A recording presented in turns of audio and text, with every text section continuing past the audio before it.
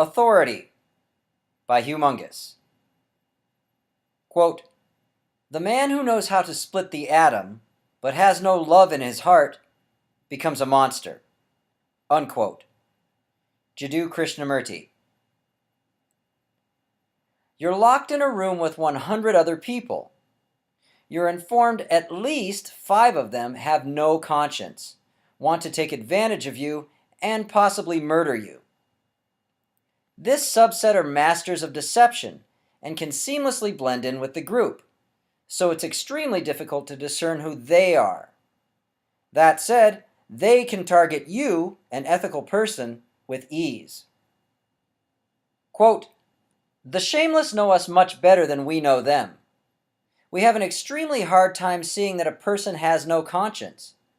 But a person who has no conscience can instantly recognize someone who is decent and trusting."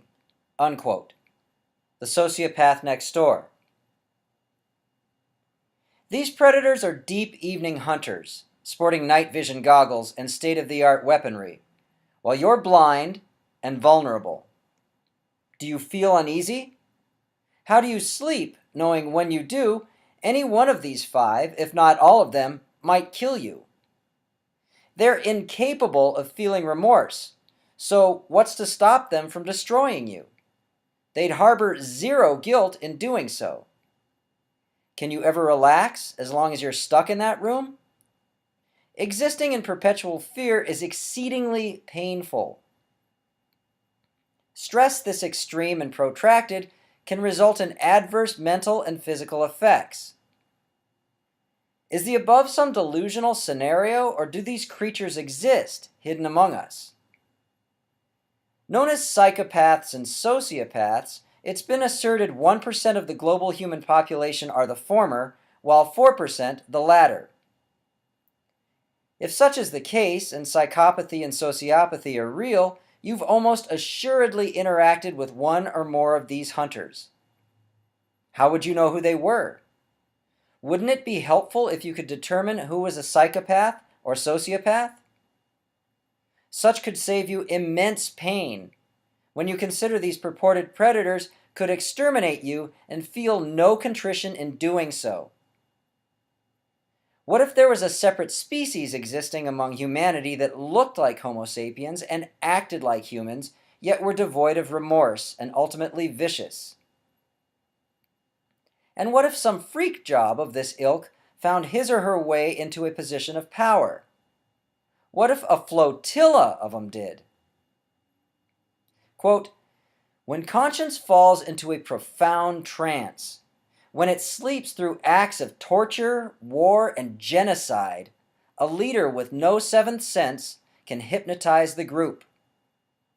Using fear-based propaganda to amplify a destructive ideology, such a leader can bring the members of a frightened society to see the quote-unquote it's as the sole impediment to, quote, the good life, unquote, for themselves, maybe even for humanity as a whole, and the conflict as an epic battle between good and evil.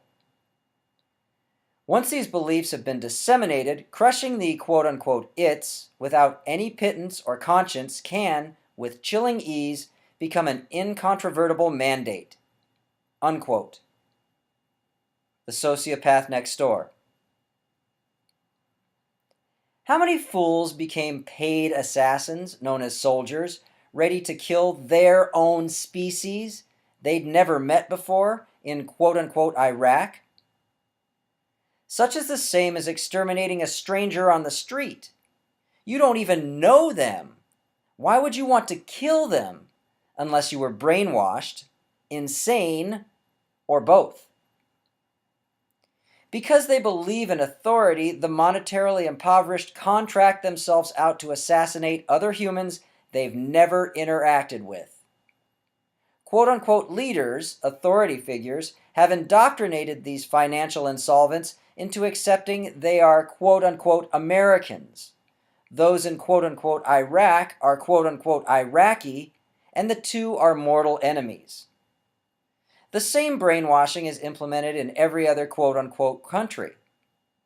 Quote-unquote Russians are informed it's imperative they fight for some non-existent ideal, while citizens of quote-unquote Britain, quote-unquote China, quote-unquote Iraq, quote-unquote Israel, quote-unquote Pakistan, etc. are fed similar bullshit. If we're that easily mind-controlled, why are we still here? What's the point of being if we allow ourselves to be dominated? Constantly domineered by the deceitful, we'll never accomplish anything of worth. We'll collect pointless pieces of paper, called cash, perpetuate the reign of our slave masters, and be wiped from earth, leaving nothing of value in our wake. As long as we capitulate to this system, the only thing we'll ever do is sustain said system. Those we view as authority will never allow us to do anything significant. Quote, "The recurrence throughout history of this type of leader raises a long list of dumbfounding questions. Why does the human race tolerate this sorrowful story over and over like a mindless broken record? Why do we continue to allow leaders who are motivated by self-interest or by their own psychological issues from the past to fan bitterness into armed confrontation and war? In the worst instances, why do we let people play games of dominance with other people's lives? What becomes of our individual consciences? Why do we not stand up for what we feel? One explanation is our trance-like state, which lets us believe the ones who are dying are only quote-unquote it's anyway. And there is fear, of course, always and often, a sense of helplessness. Very simply, we are programmed to obey authority, even against our own consciences." Unquote. The sociopath next door. People place more credence in authority the closer it is to them. Your parent, an authority figure, orders you to do something immediately. Are you more apt to follow that mandate if they deliver it in your presence or on the phone from the other side of the planet? The authority of television is right there in your home. It couldn't get any more intimate unless TV was jammed up your asshole. Most view this medium as another loyal member of the immediate family. After all, television is inside your house, and you wouldn't allow somebody you didn't trust within that sacred space, would you? Walter Cronkite couldn't have been more full of shit if he was a sewage plant operating at 1,000 times its intended capacity. Yet, there he was, every night, a fatherly authority figure distributing lies and propaganda in your living room. And if you don't think old Walt lied to you, he sold you on quote-unquote America, didn't he? The same quote-unquote America you can easily prove doesn't exist by flying over the planet at 33,000 feet, looking down and seeing no borders around any quote-unquote country. The same quote-unquote America that nuked its own citizens on over 1,000 occasions and attempted to disguise such as quote-unquote tests. The quote-unquote USA that brainwashes you live in the quote land of the free, unquote, yet forces you to pay it in order to survive. Yeah, Walt was as much of a prize as a blue ribbon for most productive pedophile. But you believed him because he looked like your grandfather. And everybody knows Gramps is authority, and hence someone to be heeded. Packaging is thus also important. Deliver demands in sweatpants as opposed to a white lab coat with your name and PhD embroidered on it, and the number of folks obeying authority drastically declines. Our society is divided into a hierarchy whereby some members are viewed as authority, while others aren't. We don't often doubt those afforded prestigious positions, but those who haven't warranted credibility are marginalized or discounted. Refer to yourself as a doctor, and most will be hesitant to question you. Toil as a fast food slave, and you'll receive a vastly different response, even though the information the latter has to dispense may be more valid than what the former is imparting. The president assumes a particular role in our minds, as do congresspeople, governors, and senators. In contrast, somebody who's homeless, although they may be extremely smart and speaking the truth, is often ignored. In the early 1960s, psychologist Stanley Milgram conducted a series of tests at Yale University, proving the lethal nature of adherence to authority. A classified was placed seeking subjects for an experiment. Allegedly, these trials were an effort to determine whether inducing punishment, in the form of pain, caused people to learn more readily.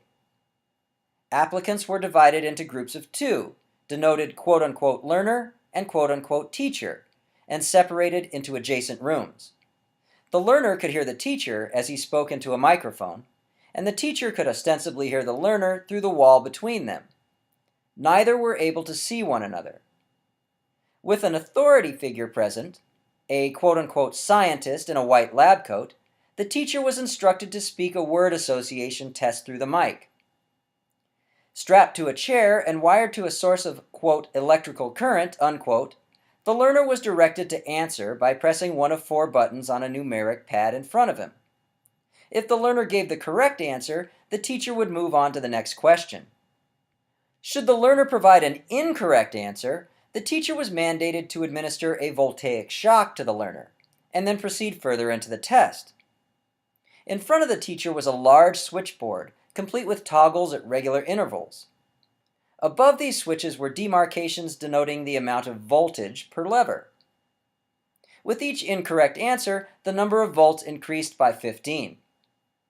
Below the dosages were designated terms like moderate shock, very strong shock, extreme intensity shock, danger severe shock, and finally, XXX. In this way, unless the teachers were blind or illiterate, they knew full well how dangerous the electricity was they were delivering to the learner. In addition, each teacher was shocked once themselves prior to the experiment in order to provide them a barometer as to the level of pain they'd be inflicting. Immediately afterward, the authority figure in the lab coat would ask them to venture a guess regarding how much voltage they received.